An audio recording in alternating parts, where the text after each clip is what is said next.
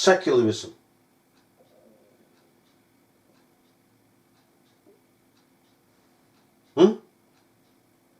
Revelation 12 verse 14.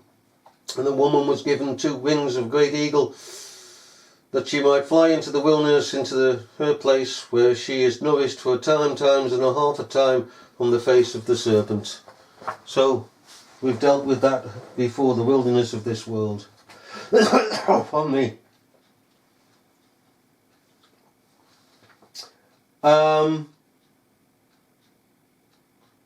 And so he's saying that the book of the Revelation is not fulfilled, in the sense that everything in the book of the Revelation is future.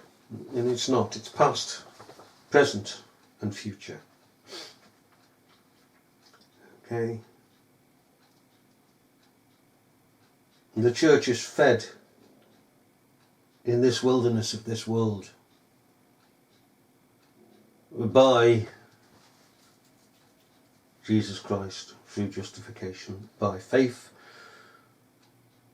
and Christ is that justification by faith. And of course, when Christ, or rather justification, doesn't recognise one of its own, depart from me, ye that work iniquity. You say, well, that was Christ in Matthew 7:22. Yes, because Christ stands for justification. Moses stands for the law. You see the heavenly metaphors come into play?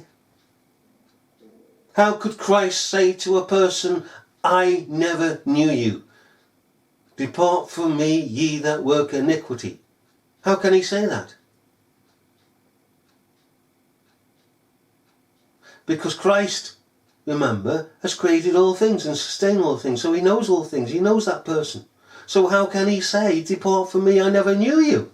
You know, depart from me, I never knew you. It's justification that didn't know them.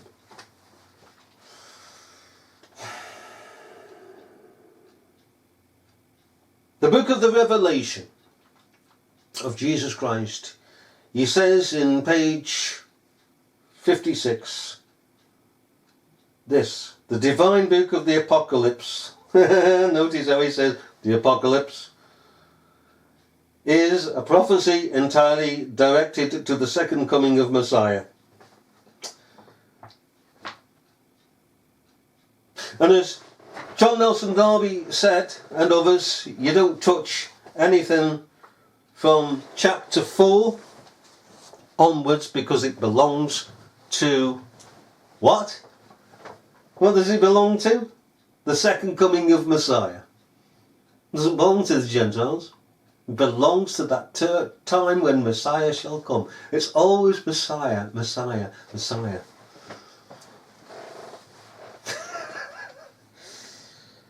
Romanism, Romanism, Romanism.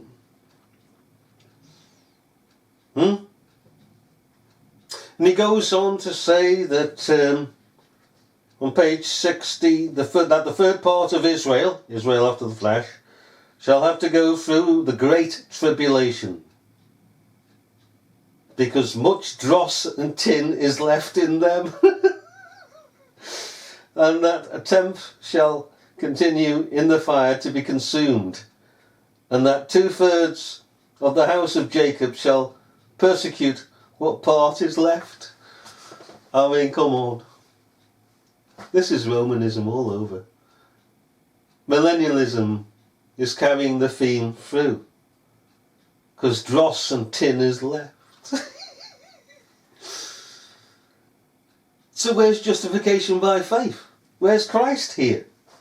Where is Christ in all of this? He's just used as a character. His name is used as a character. That's all. The third part of Israel shall go through the great tribulation. What great tribulation? There is no great tribulation in the scriptures. Of course, he's referring to as the millennials do, having followed this fella, to Revelation chapter 7, verse 14. Okay. Right, verse 14 of chapter 7. Now, verse 14 is an answer to verse 9. Verse 9, after this I beheld, and lo, a great multitude which no man could number, of all nations and kindreds and people and tongues, stood before the throne and before the Lamb, clothed with white robes and palms in their hands. There's no tribes here. No tribes of Israel.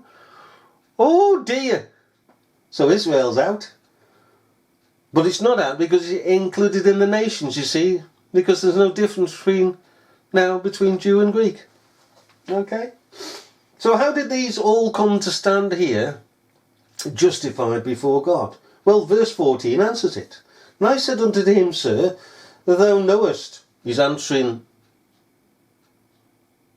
the voice, the elder, that said, how come these persons are standing here? And John says, I don't know. How can a man be justified before God?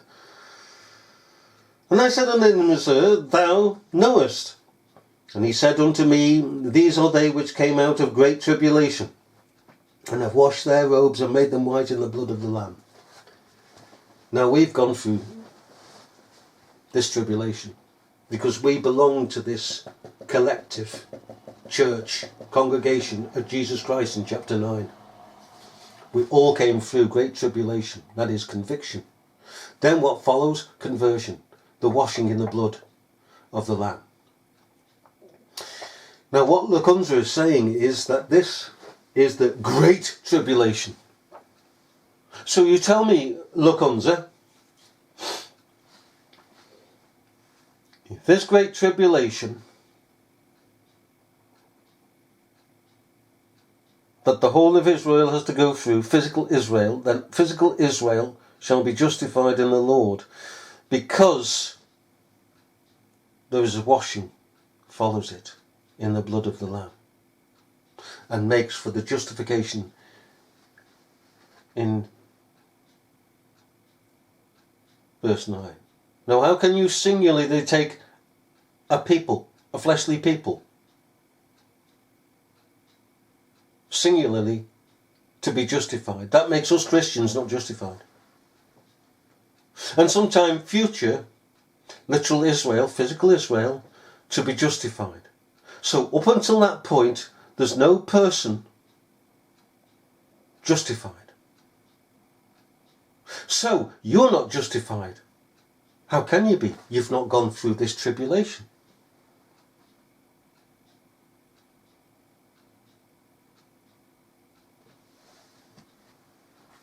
How can you do it?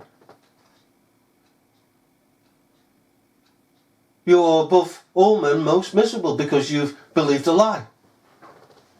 You've believed a lie.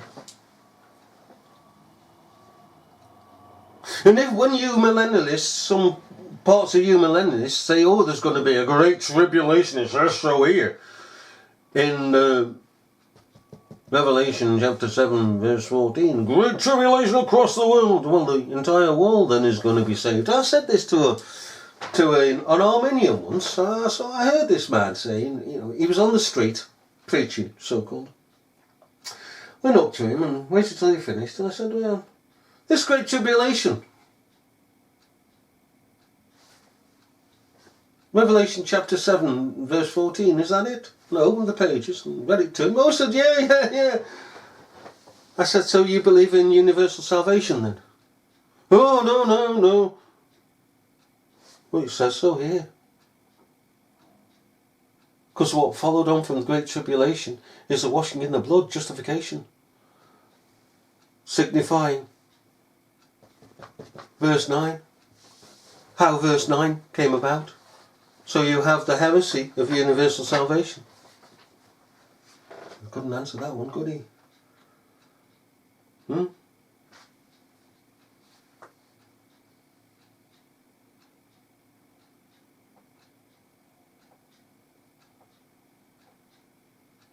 Now then, another attack on Jesus Christ by Lacunza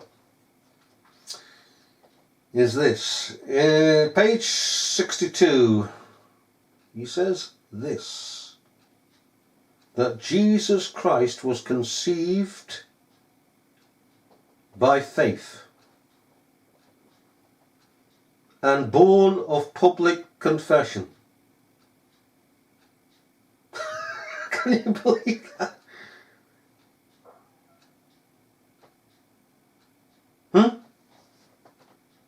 That Jesus Christ was born by faith and born by public confession.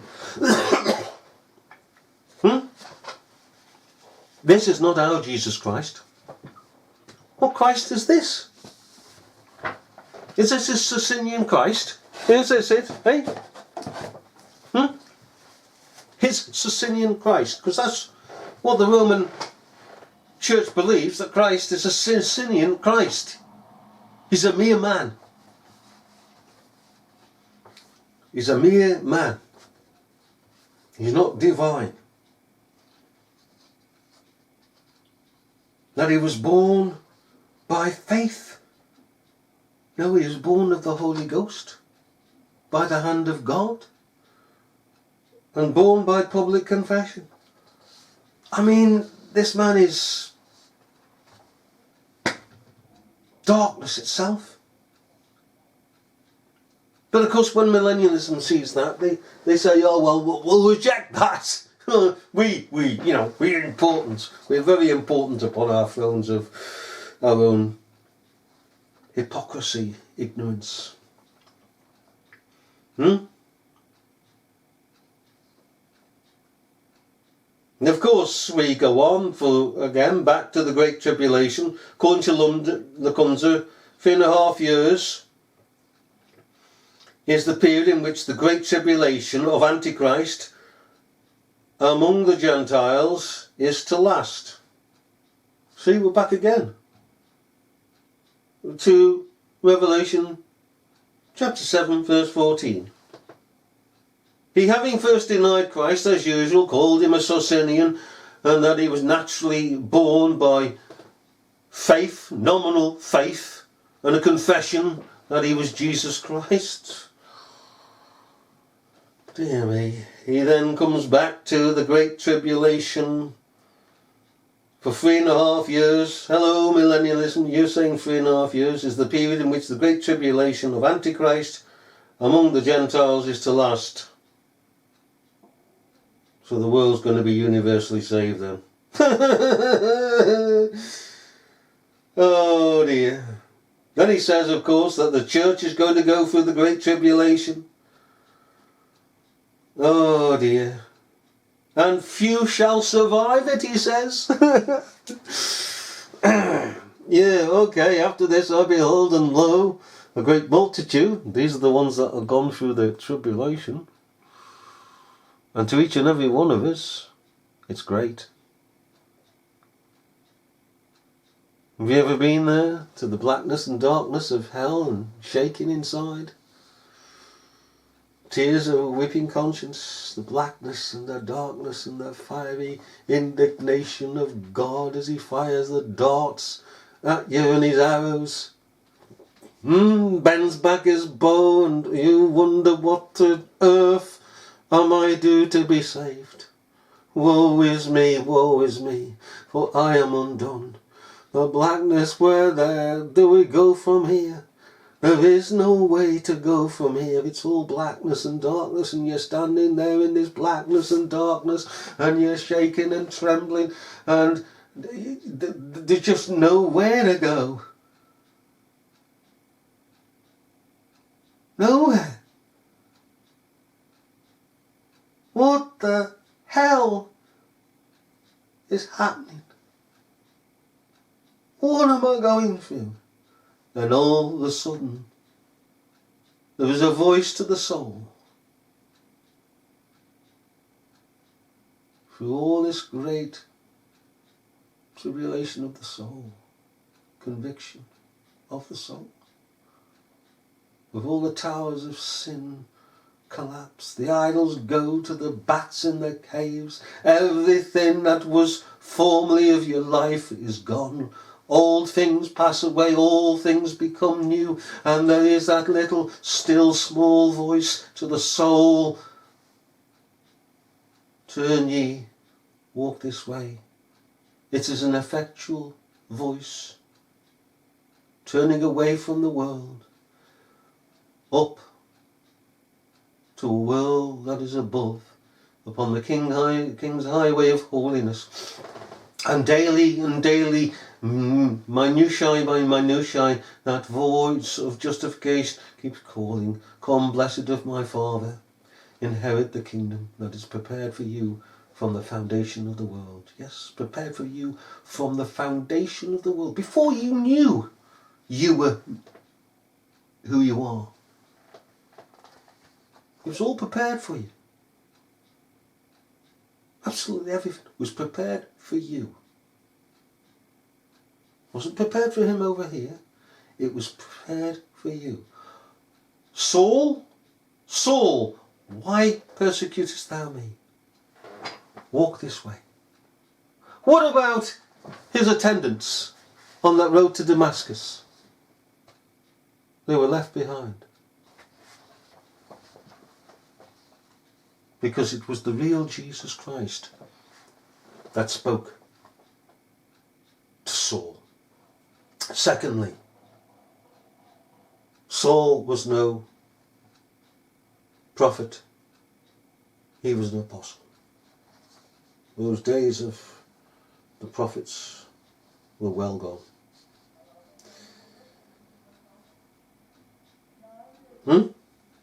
Now then, let's carry on. What else has Lacunza got to say? Well, you know the first resurrection that is denied by Arminians. I mean, it used to, it infuriated C.H. Spurgeon. Oh, he absolutely got in a right patty over the first resurrection. He said the first resurrection was not the resurrection of the soul, but the resurrection of the body. No wonder the theologians had a go at him.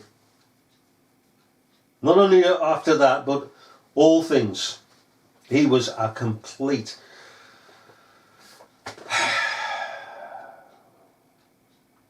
heretic. He played the field. Oh, Arminian one minute, Calvinist the next. Whoever he tried to please, he was the image of. In other words, if he went into a congregation and he knew that there were Calvinists, he'd go on the theme of Calvinism. If he knew that there were Arminians, he'd go on the theme of Arminianism.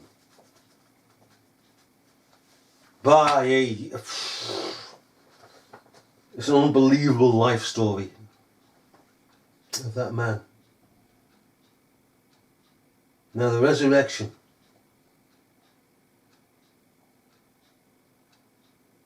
The first resurrection remains of the soul. Lacunza claims no. That the first resurrection shall take place at the second advent. The second advent, appearance of Jesus Christ. Scripture tells us, and we know for a fact, that we were dead in trespasses and in sins, and we were in the grave, and the grave clothes were taken off, weren't they, by God? Weren't they? So we've come up out of the grave. What's that? That's resurrection. What does that form? The first resurrection. The second resurrection is from the physical grave, the literal grave, into heaven. Unless one has the first resurrection, one is dead in trespasses and sins. And this is a good point. Those who adamantly declare against the first resurrection as being spiritual are dead in trespasses and sins, because they've never experienced it. It's the one thing above all things, that a newborn babe knows that he has come alive. And he's seen things anew. And as he goes along the pathway, he realizes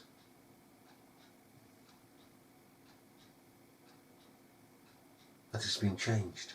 He's in a different world. It's a different setup.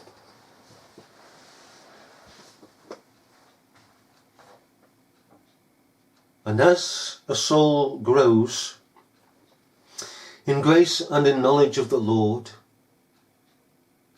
they begin to realize that they've been resurrected to newness of life.